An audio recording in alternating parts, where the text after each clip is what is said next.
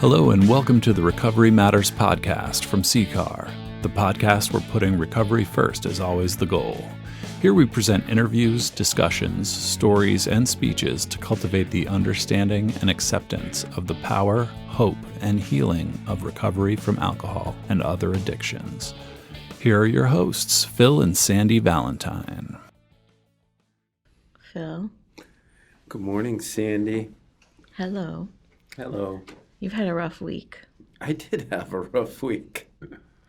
You want to share your list of ailments? Not really, but I think it started with poison ivy, toothache, sore knee. Yeah. Yep, a little tummy trouble somewhere in the middle. Yeah, a little bit of that too. Something I never thought I would hear in our house. So we have 2 kids at home right now. And you turned to me at one point the other day and said, "You're the healthiest in the house right now." I was like, yes, Yeah. I knew someday that would happen. Yeah, the toothache was pretty sore, and they ended up having to pull that. And poison ivy got picking up beaches, getting in the weeds, picking up all that plastic and glass. Got poison ivy on my hands and under my eyes, and my sore knee is from an operation from, in the 70s? Catching up with me. But as someone who has officially known you now for over 30 years, Yes. I have seen you handle this with much more grace than you would have handled this amount of ailments in the past. I think I get used to it. Yeah, practice makes perfect. Unfortunately. And I think that happens when we get older. So we are both in more than decades of recovery. How many years do you have now? 29 and a half. 29 and a half. You're approaching 30. And You're going to celebrate me in September if I make it? Of course. All right. I would love that. And I have 33 years, working on 34. And when we go to the stages of recovery in the Recovery Coach Academy, there's different stages, but they only really covered the first 10 years. So I decided to summarize some of the characteristics of people I've seen in long-term recovery with 20 plus years. And we decided to label that stage fulfillment. Well, what are the ones that come before fulfillment? That's a good question, and I do have my book right here. So the year 1 is stabilization, year 2 is deepening, years 3 through 5 are connectedness, and years 6 through 10 roughly are integration, and we dive into those more in the Recovery Coach Academy, just to give coaches an idea of where people might be. And they're just a framework. They're not, perfection or anything. They're not written in stone for sure. But fulfillment really talks about what people often have in common that have worked a program of recovery for many years. And how about we go through some of these and have a discussion about each one of them? I would love to talk about fulfillment with you. You would, but you weren't too excited on the car ride here this morning about this. How come? Because I got radio silence when I mentioned this idea. The reason I wasn't totally interested in talking about fulfillment was because I feel like at some point in this conversation, a one-room cabin with an outhouse deep in the Maine woods is going to come up and we're going to fight. Well, it could if that's fulfillment. But let's talk about these and see if it does come up. All right. And just because that cabin might materialize in our discussion, it could be for me. You could have your other place where you go. Maybe we would be fulfilled that way. Yeah, and maybe we should mention that we have been married 27 years, and we've known each other for 30 years. Okay. That could add some color to the discussion. That we've known each other for 30 years. Yeah. And married for 27. I guess I can't continue to call you my current wife. Well, No, it's you could go on to number 3 at some point, but not today. No, I think those days are over. So the first characteristic under fulfillment, discovering and following through on life's purpose. Mm-hmm. So I'll tell you a little bit about my story. I think it was many years ago when we were doing Rick Warren's Purpose-Driven Life. And it was 40 days, and you had to read through it. It's a book study. It's a book study, yeah. And he had some purposes for all people who followed the Christian faith, right? And me being me, I rebelled against those. It's usually your first reaction. Yeah. So I rebelled against those and really started to pray and meditate about what my purpose was. And it became pretty clear. It was pretty simple. It was to carry the message of recovery, right? My ministry, if you will, was to carry the message of recovery. And whether that was in my personal life, my work life, with friends, neighbors, relatives, whatever, carry the message of recovery.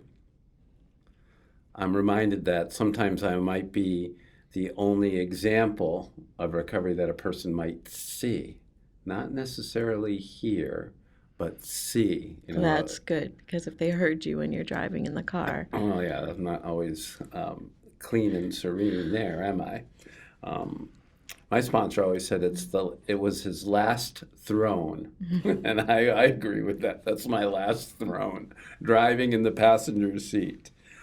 So it was to carry the message of recovery, and carried me well through my career at CCAR until 2015, when I decided, through prompting from a power greater than myself, to walk the Appalachian Trail, and my purpose became clearer, or refined, I say.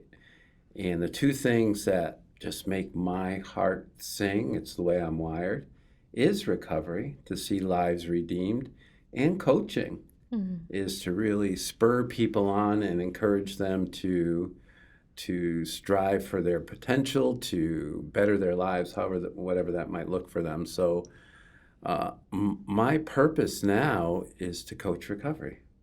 It's pretty simple, but it helps me frame everything I choose to do or not do, if it fits with my purpose or not. Mm-hmm. Do you agree with that? I do, and you're good at it. Mm-hmm. I've often referred to when it's almost like you open an umbrella over the person's head of love and encouragement and belief in that person, and they just kind of rise up and shine when you're turning that on. And it's certainly helped me through some pretty significant events in my journey. I love what you talked about. I believe in you, and I've written and talked about that often. That I think those are some of the most powerful words that I can say to someone is, I believe in you. And it's true, because I do believe in people. Most recent example is Mary, when she went to get her driver's license. And she was driving home, or we were driving somewhere, or she was parking and getting a little frustrated. And Mary is our youngest, yeah, 16. And I told her, I believe in you. You can get this done. And she didn't say anything, which is, she really kind of heard that and absorbed it. And she went on to pass her driver's test, right? Yeah. Was she nervous when she did that? Yeah, but where I see a huge difference is, so she passed the test and got the license. I thought she'd be a little reluctant to go off on her own too often in the car. Nope, she's been gone all week. Yeah. All over the place. And to me, that shows that she has the confidence in her ability. Just needed to get past that hurdle. What's your life's purpose? Yeah. Discovering and following through on life purpose. So pretty interestingly, in high school, when you have to start thinking about careers, I thought about social work. And I didn't pursue it because I couldn't imagine removing a child from their parent or leaving a child with a parent that I didn't think the child should be left with. So in my teenage mind, that was the work of social workers, that you are getting involved in a family's life. You are approaching it as though you knew something better than they did or could do it better or the state could do it better. So that's the only concept I had of a social worker. So I ruled it out, majored in accounting, just because I like to add columns and numbers. You like your columns. That didn't work out. Changed my major to business management because I thought it was a smart thing to do. Mm-hmm. And got a job with a big insurance company and, did that for the next 33 years. You started in the mailroom, literally. Not the didn't you? mailroom, the records department, which was a step up from the mailroom. Yeah, sounds like the mailroom to me. Yeah. And ended up as a director of performance enablement, leading 33 years. 33 years, and able to retire. So, but throughout that time, because I live with you, I'm waiting for this divine calling. And I would keep satisfying myself that I did find satisfaction in the work that I did. And every few years I would be, move into a new position or a new area or a new team or whatever it was to change it up because I am change hardy. I do like change. And so I still didn't feel that greater calling and couldn't figure out what my purpose was. And I would say about 10 years ago, you started telling me my calling was to work in recovery, which, you're the leader of the fan club for recovery, right? So that would make sense that you would think that that was what I should do. But again, to me, it looked messy. Mm-hmm. There would be heartbreak. There would be miracles, but there would be heartbreak.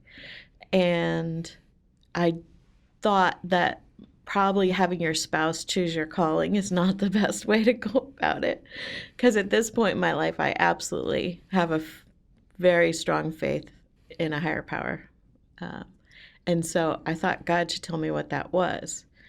And I kept getting these little promptings, but I assumed it was your voice and not God's voice.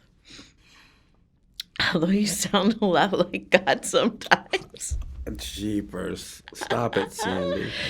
So anyway, I as I've shared in a different podcast, God basically shook me loose out of that corporate life, shook me loose with tears over a period of 3 months. And I was able to retire from that company. But throughout those 3 months, and then the 2 months following, I'm still like, all right, God, could you send it in an email? You could drop a tablet, just not on my head, but could you somehow make it so clear? Because at this point, I'm 52 years old. I don't have a whole lot of time to keep changing up my purposes, right? Mm-hmm. I want to go after the one that God wanted me to follow. It's like these signs. And I started to laugh because I was thinking of Bruce Almighty, mm-hmm. where he's like, show me a sign. And he drives into the back of this truck full of signs. Well, and he still didn't see it. Show me a sign. Yeah. I mean, that was the irony that all the messages from the humans in my life, from a TV show, from books, magazines, everywhere that I was connected over that season, which happened to be over the course of a summer, they all told me to rest, to be still and rest. And I'm like, oh my gosh, this was a giant leap of faith, leaving a really substantial income. And felt like I was free falling. And then, anyway, fast forward, I had some experiences. I had a chance to go to the Recovery Coach Academy. I had a chance to work on the virtual curriculum for the Recovery Coach Academy and for ethics. And I had a chance to travel with you to a speaking engagement that you had at the University of Connecticut. And at the end of your speech, I stood up next to the executive director of Student Health and Wellness, She said, I've never done this before, and I immediately got goosebumps. But would you consider helping out for a while with our students in recovery? And I call them spirit rushes, but it's like my hair stands on end. I feel goosebumps up and down my arms, down the back of my neck. And for me, whenever I've had that experience, it has been God. That is the presence of God. It's an affirmation. And so 2.5 years later, that's where I am.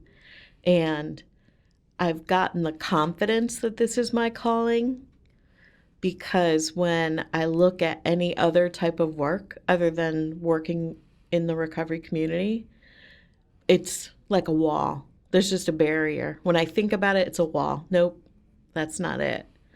And so, I have admitted this before, so this is not as painful as it was the first time. But maybe God was speaking through you when you thought I should work with the recovery community.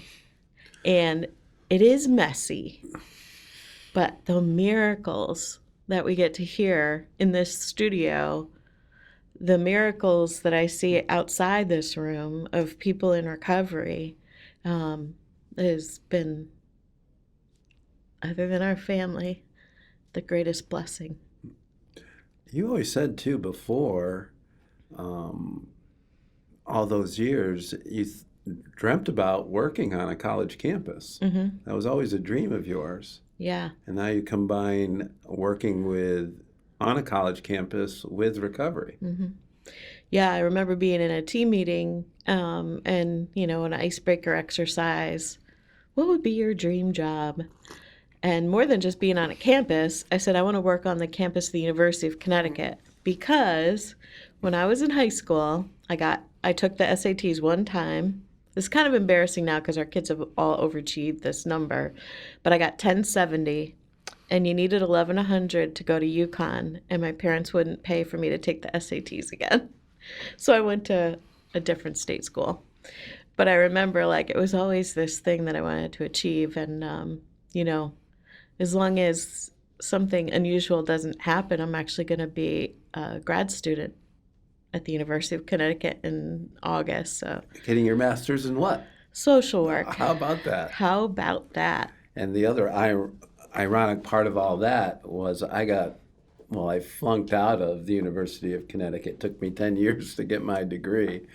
And you asked me, not so much that I was your husband, but as the executive director of the Connecticut Community for Addiction Recovery, to serve on the UConn Recovery Community Advisory Council, which is pretty funny because I got kind of booted for my alcohol and drug use, and now I'm on the advisory council. I'm like, okay. And to me, that's God redeems it. He just redeems it all. Sometimes quickly, sometimes slowly, but He's got you. So the next two, we are reviewing some of the ideas of fulfillment, and it's by no means an exhaustive or comprehensive list. It's just some ideas about living in with multiple years of recovery, like a couple decades or so or more. And these next two are similar. Living within an aura of peace and serenity and a dramatic reduction in worry. And when I do this in the class, I often talk about that I'm not much of a worrier. And you can ask my wife, Sandy, and you will say that I don't worry, but you will do enough worrying for the both of us. Yeah, I got us covered. Yeah. Yeah. Do you worry as much as you did? No, because I have countless examples in the rearview mirror where I can see God at work. And I have gotten to a place of when something is really stirred up for me, that I know God's doing something, and I just can't see it right now. So I've got that confidence that it'll all work out okay. But I still like immediate gratification. I like to know where's the destination, where's the next stop. So, because we had this conversation recently. I love project planning. Mm-hmm. I love it. And I had said to you that I get so much joy in the planning. And you said it's not the planning, it is the project management. Mm-hmm. So somebody has told me where I'm going, and I figure out the rest. And that's been a definite part of my career. Like, cast the vision, and I'll make it happen.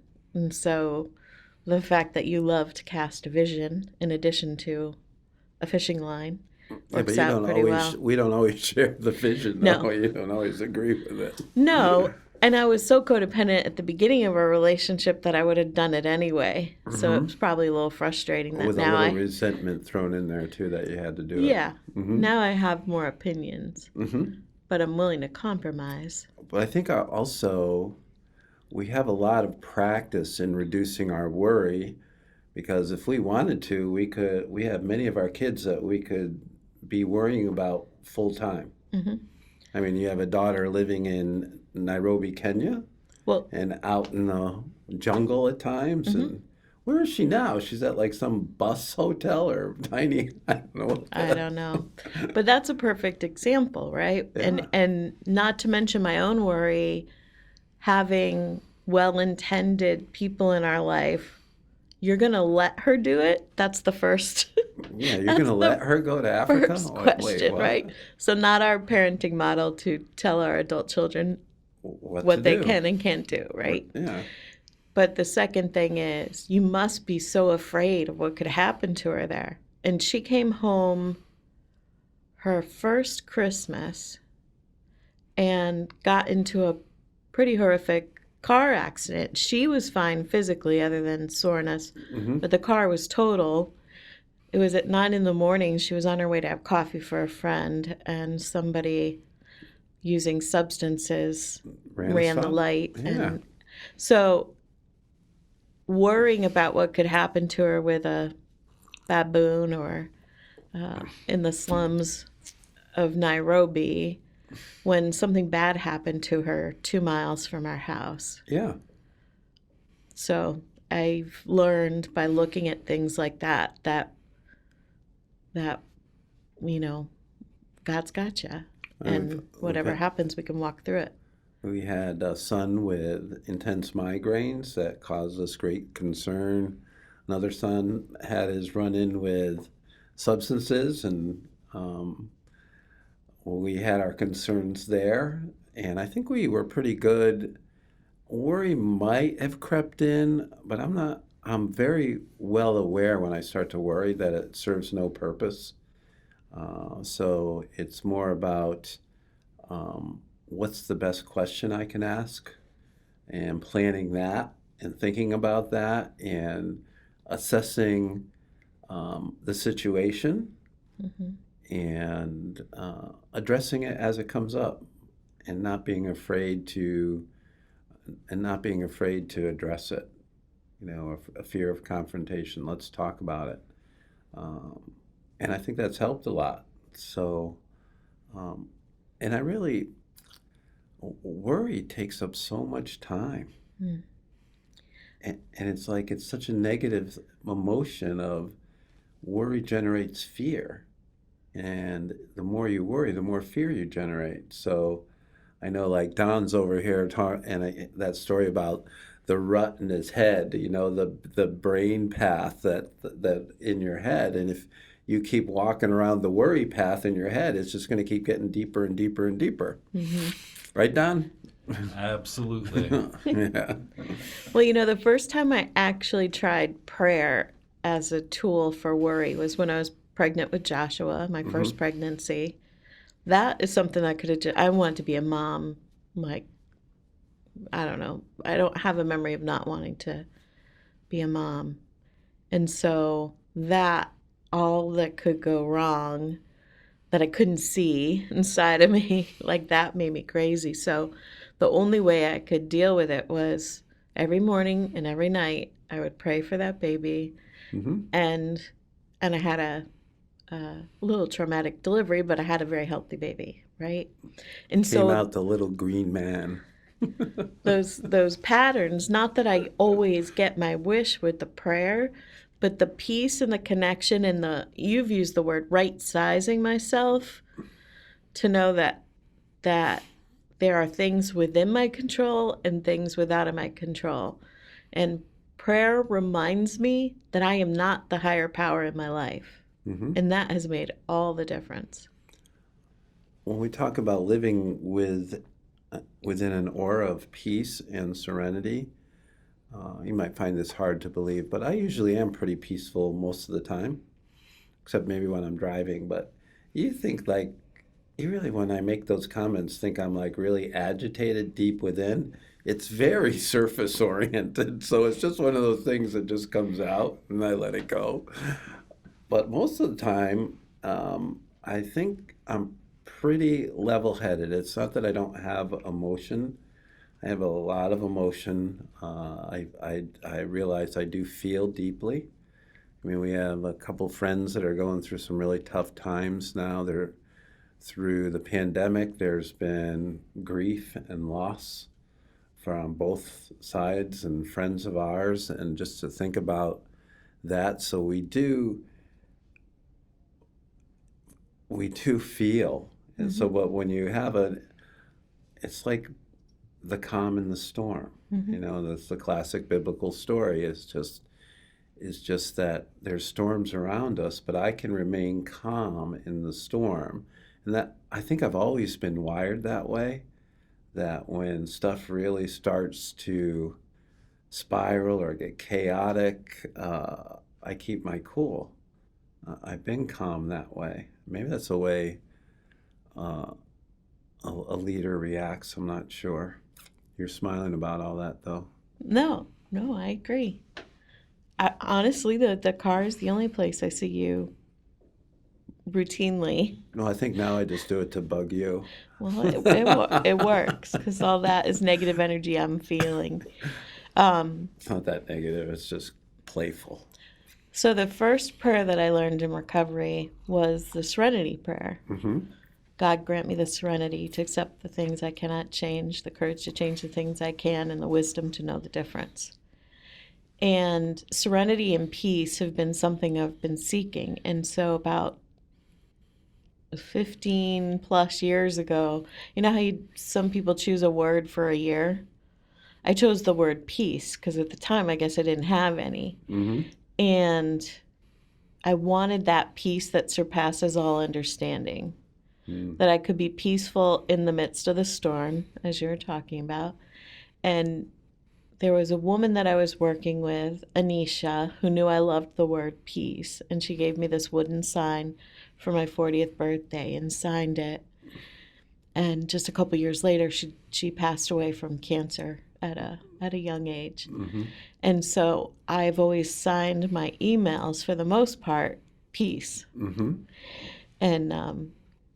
And it's because I truly want that for others, because that peace that surpasses all understanding is the greatest gift if you deal with anxiety, is to have that, to know that it's going to be all right. So I'm sure folks that receive my emails the first time are like, what the heck is this? Not too many people ask me the story behind it, but that's what I would wish for others, not just regards, but peace. Well, the fourth thing on the list is acceptance. And I think you could do a whole podcast on acceptance, but if you accept things just as the way they are, there is a lot of peace in that. The difficult part of the Serenity prayer is having the courage to change the things you can and the wisdom to know the difference. So what can I change and what can I? What can I do in this situation? What's my role? And do I have the courage? And pray for the courage to do that.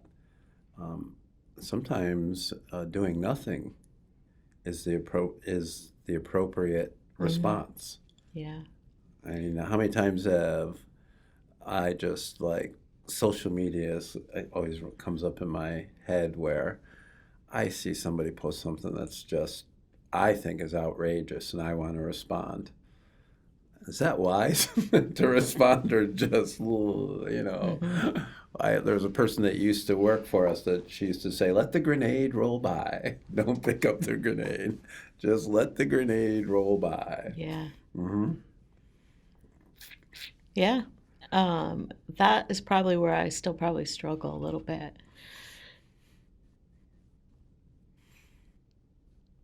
And I think it's because like even the worry has become very selfish on my part, self-centered, that I want to be in closer proximity to our kids. Mm-hmm. I want to live on a house on the beach or a lake, Mm-hmm. on a body of water.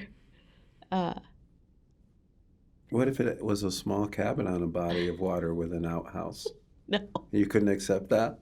no, You couldn't accept the outhouse part, right? I can't accept the outhouse. I would say after like 2 or 3 weeks, you'd accept it. You get used to it.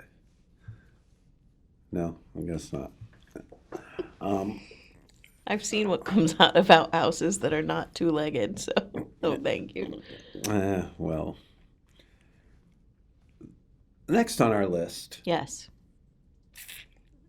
By the way, I do want to point out that when we talk about dramatic reduction in worry, acceptance, peace, and serenity, that over the last 2 years, especially since you settled into your role with UConn, that has improved dramatically within you. You had it in every area of your life unless you started to talk about work. Mm-hmm. I mean, you talked about the breakdown, but there was a good 2, 3, 4 years before that where work was incredibly stressful for you. Yeah. And now that you've kind of shed that, you do seem much more peaceful. You know what's interesting, And though? you're not nearly as sensitive as you used to be. No. But I pull some darts out daily sometimes from you and the kids at dinner. It's all done in fun, but I've gotten to a place where I've asked for that because I'm ready to hear hard things and to process them and work on them. But what's interesting, if I look back, because throughout my career I've been reviewed, I've had anonymous reviews, employee reviews, leader reviews, class participant reviews, and everybody always remarks on how peaceful I am. Mm-hmm. And, it's closer to the truth now. Mm-hmm. But it is interesting how I was able to project that because that's what people wanted to see for a long time. I could project that, even though inside I'm having a completely different experience.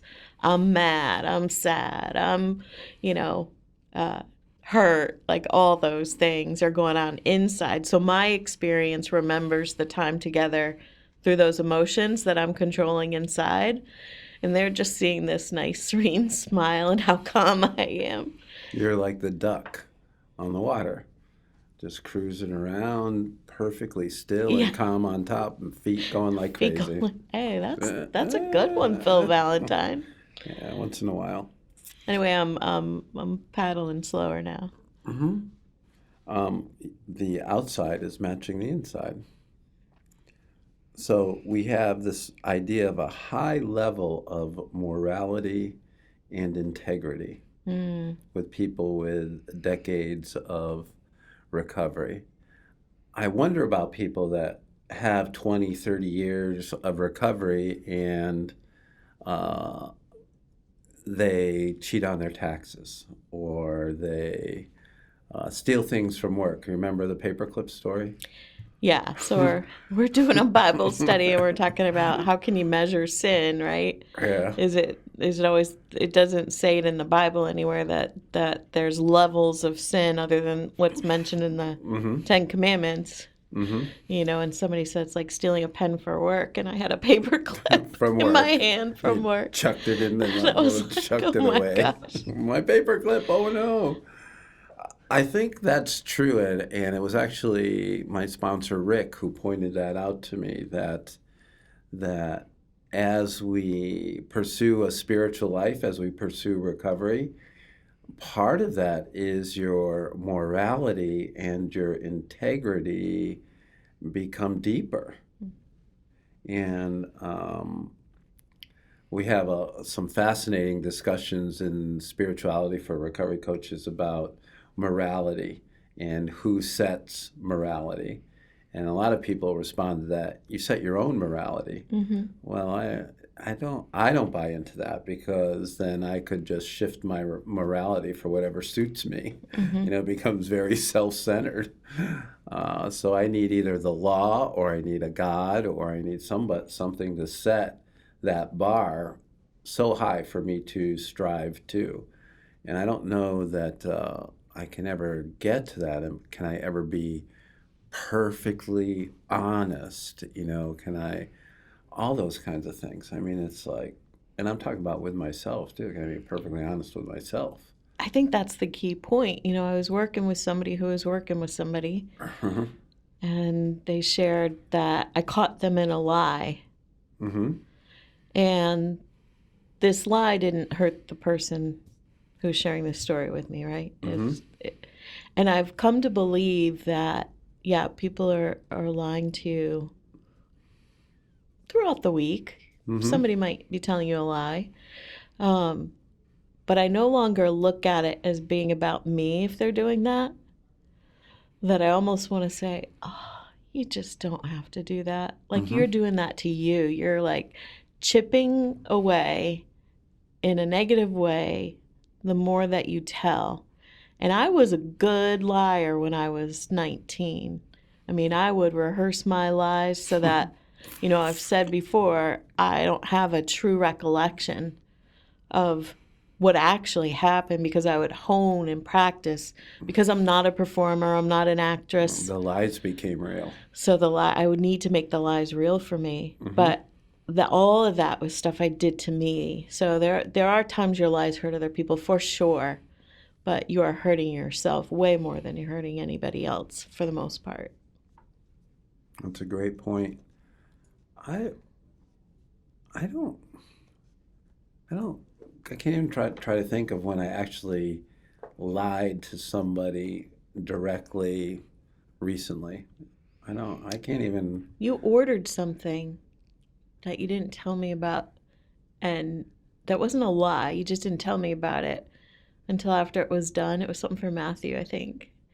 And you were like a mess telling me that you had gone ahead, and I don't even remember what it was. So that's, I don't either. See, I don't have a scorecard anymore, but you paid for training for him.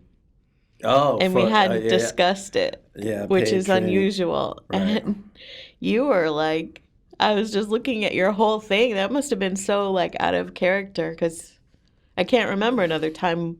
And you weren't lying. You just hadn't told me until... It was a sin of omission. Yeah. But so I know when it bothers me internally.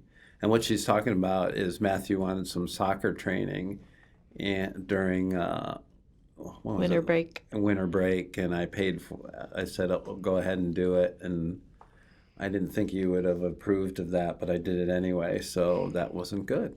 And it doesn't sit well with me anymore. And you can read it and see how bad it bothers me. So it's a lot easier not to do that. Yeah. Just do it up front.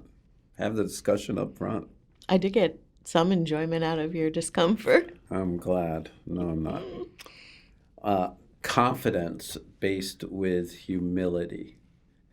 And sometimes people don't think those two go together, but I think they actually live very well together. You can be confident and you can be humble at the same time. I've often heard that when alcoholics are drinking or addicts are using, they're egomaniacs with an inferiority complex. So I always think the egomania gets tempered to confidence, and the inferiority complex gets tempered to humility, which are both more healthy. That's a good one. I don't think I've ever heard you say that before.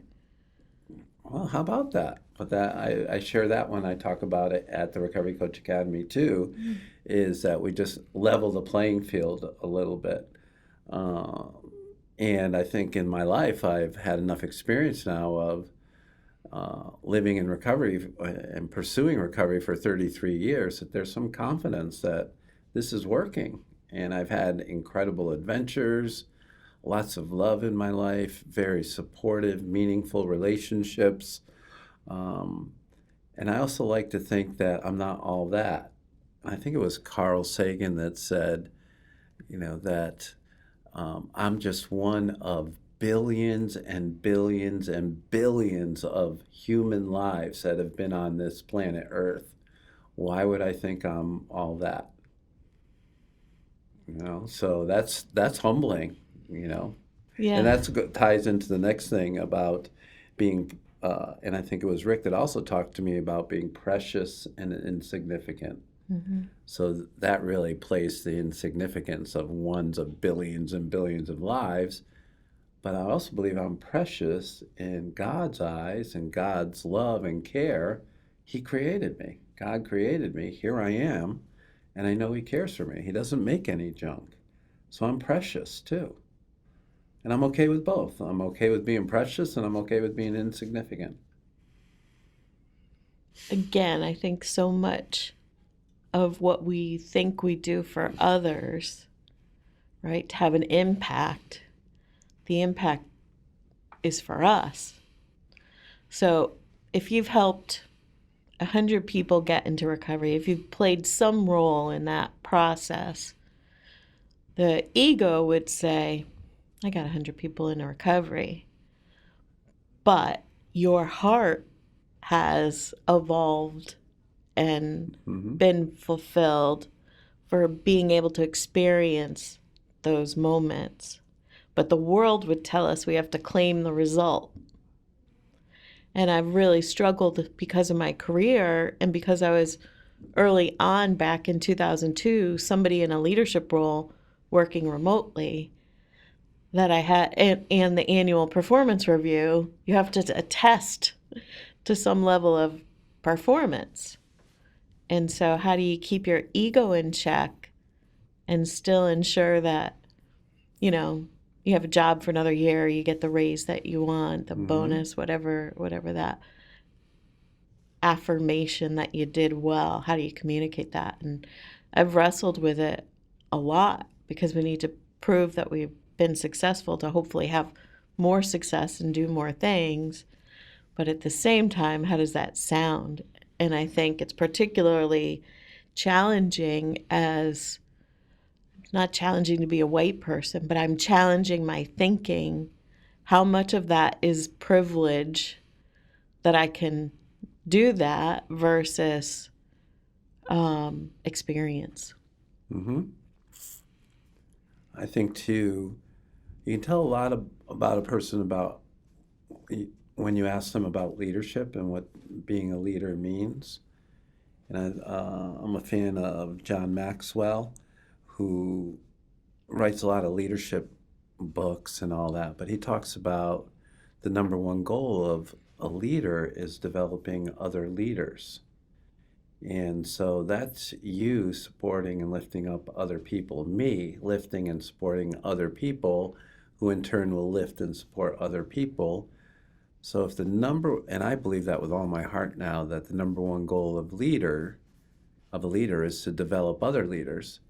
And recently I was on a Zoom meeting and someone was leading this initiative, and she said that the purpose was to see how many people she could get to follow her.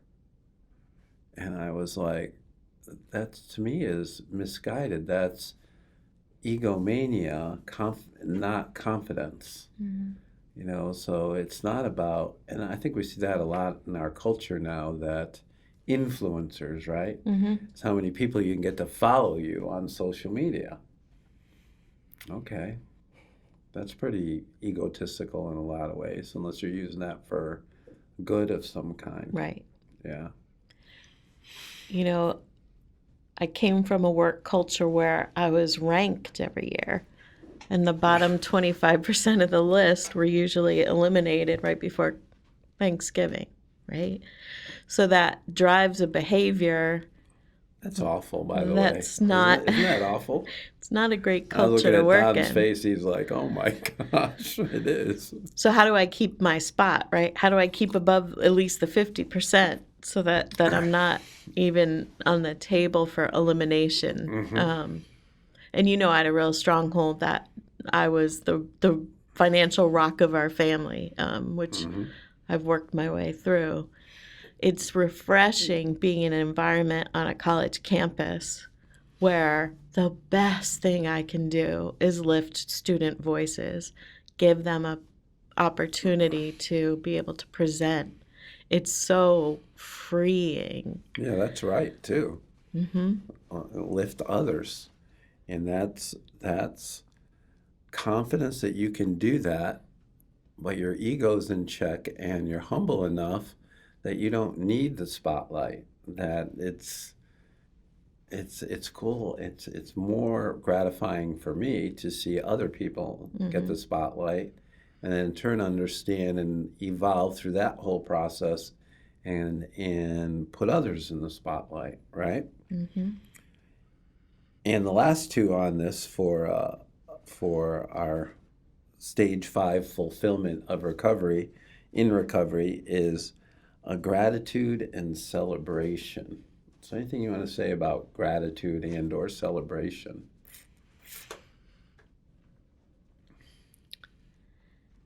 When I can't be thankful and resentful in the same moment. So, resentment is not beneficial to recovery.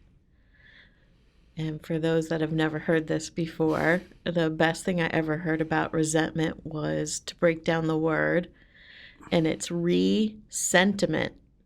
So something hurt you, and most of the time when you're hurt, you get angry. And that anger experienced again and again, the sentiment of anger is resentment. And you got to go back and fix the hurt. And play it over and over and over again. Right. It only makes it stronger. But I can't be resentful and thankful at the same time. And I can get a little stuck there. And that's where having a partner in recovery who can pull me out of it. Last weekend we celebrated Mother's Day, and I was not having a good day. I had both resentment and grief happening in the same day. Resentment because of the way an institution was handling something that I didn't agree with, and grief because for whatever reason, 9 months after my sister's passing, I was really feeling the loss. And at first I got a little mad when you said this, but how did you unlock me? I said, let's go out for food, but first let's go visit my mom. Yeah, so let's change the environment. Move a muscle, change a thought. Yep. I was so thankful that our kids went with us, the two that are at home. And just those two couldn't coexist for me anymore. And I think part of seeing my mom, who's 87 and pretty much homebound, just makes us aware that we still have a lot to be grateful for, right? That we're not homebound, we still, even though I've had all these issues this week, I'm still up and around and kicking and moving and smiling and all that. Yeah. And even though I think gratitude must penetrate all my actions. If I am grateful for what I have, and I have a lot, then I am truly rich. So if I'm always looking at what I don't have, then I could never be thankful for what I do. So we have so much. We have, I just think of our home, our vehicles, materialistic, we could always, if you're going to look at material and materialistic items, you could that's a bottomless pit, Mm-hmm. because you could always want better, more, higher quality, more, better, higher quality, more, better, more. But if you're so thrilled with what you have, my gosh, that just makes your heart sing. Mm-hmm. So that's for me, and I work on that every day. And I like to use things till they're worn out a lot of times, because I just think, wow, we got so much use out of that. But really, what it comes down to is you can't take anything material with you. And I have to be grateful for the people in my life. And I am. I'm grateful for you every day. Grateful for our kids, grateful for my parents, extremely grateful for the people that I get to see every day that I work with, all the projects we're doing. And really, I think I put my life under the care of God, right? And so I'm grateful for God that He's taking care of me. Even through like body breakdowns and mental turmoil here and there and tough situations, He's always, always, always taking care of me. How could I not be grateful for that? Yeah, I have to work on it harder than you. Mm-hmm. I don't know why that is exactly. Because I can think about the I don't think I'm a glass empty person, but I can definitely think about. So I had Matthew and Mary on Mother's Day, but I didn't have Josh and Sammy Mm-hmm. and the Mm-hmm. the extended family. And I can just rest in that too long. So maybe that's the difference between 29 years and 33 years. Hopefully, maybe. Hopefully. So there's still hope for me. But having people in your life that can authentically and lovingly point that out Mm-hmm. is how God works through other people for me. You usually piss me off, so it's probably got to be somebody else. I agree with that. Yeah. And when we talk about celebrating, when you're grateful, you are celebrating. So I can be in the woods, and walking buddy, talk with Matt maybe or whatever, and something like an owl shows up in a tree. And when you're like with Matt, or like a paradox, or even some of the kids that just find awe, and wow, look at that owl in the tree. I get so filled with gratitude and warmth, and it's almost like a spiritual thing. Or the way that the leaves right now are opening up, and the whole woods and the forest is changing. So all of that, and I don't want to sound too hokey or corny, but it is a celebration. It's a celebration of life. And I don't know that a lot of people really internalize or contemplate what it means to be alive. I mean, there's many people that are alive but not living.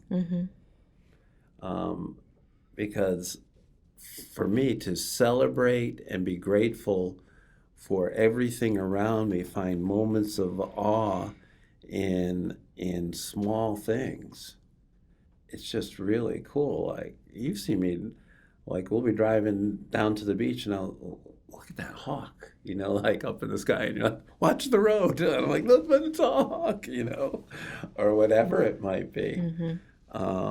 And recently, just because of my social media thing, that I see so much negativity, I've had an Instagram where I've really focused on outdoor pics of animals and nature scenes. And that's for me like the awe. And I just want to post a lot of those just in the story, just so, because it's my feeble attempt at making Instagram a little better place. I don't know. But and finally, the celebration for me, and I believe the best is yet to come. I always have believed that. I don't think like because our kids are out of the house or moving out of the house that, oh, I wish we had those years back. I'm so grateful that they are moving on and look what they're doing. And I'm excited to see what they're going to do from this point forward. I'm excited to see where we can go, where we can travel. We're still figuring out what that might look like. But I have to tell you, Sandy, I am not afraid of dying. I'm not. Because I think that's the biggest celebration of all. That when my spirit finally connects with what I've come to know as God, that'll be exactly where I'm supposed to be. So, we often look at death as like termination of, and sadness and grief. But when I die, it's going to be a celebration. And I want it to be a celebration because I have faith that I know where I'm going. And one of the examples was when Art passed away, right? You know how much I loved Art. I still do. But when he died, it's like his energy burst. And he's everywhere. And I can feel it. And I know that's mystical and spiritual. But I think that happens all the time. We just don't pay enough attention to it. Mm-hmm. We're just part of a bigger force. And it's all to be celebrated. I agree. And I'm not afraid of dying either. I just don't want to die before we're done raising the kids. Well, I think I might miss some things because I do love to see the things that they do and all of that. And but I also think that will all be redeemed in the world beyond too. I think that we will know and we will see and we might even be a part of. But it would be the next great adventure is whatever happens after fulfillment or after we leave here. I don't know. Maybe the ultimate fulfillment is the next life. I'm not sure. I don't know, but I don't fear it. I celebrate what's to happen. I celebrate all the lives and the shoulders I've stood on. And I think we just ought to, take more joy in our life. So I would just encourage anybody listening who thinks it's too late in their life to take a leap of faith in whatever way that means to you. It means how big that leap is different lengths for all of us. But I'm so glad that I had you as my recovery coach to walk me through taking that leap. Because for today, I do feel fulfilled. I feel like I'm exactly where I'm supposed to be. And I'm glad we're doing so much more together.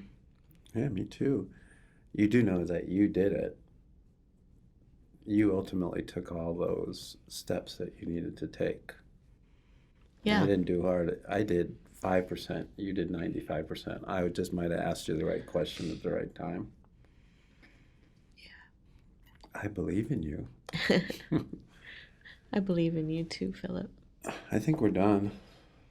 I'm tired. I think I'll go home now. Yeah, I'm tired. I think I'll go home now. I love you. Love you too, Sandy. Thank you for listening to the Recovery Matters podcast. We hope that you have connected in some way with what you've heard. For more information, you can find us on the web at CCAR.us. Like and follow us on Twitter and Facebook at CCAR4 Recovery, and on Instagram at Recovery Matters Podcast. And you can use the hashtag #RecoveryFirst to show support for our mission. Have questions, comments, feedback? Email us at podcast@CCAR.us. Fire feeds fire. So if yours is burning right now, reach out and share it with someone.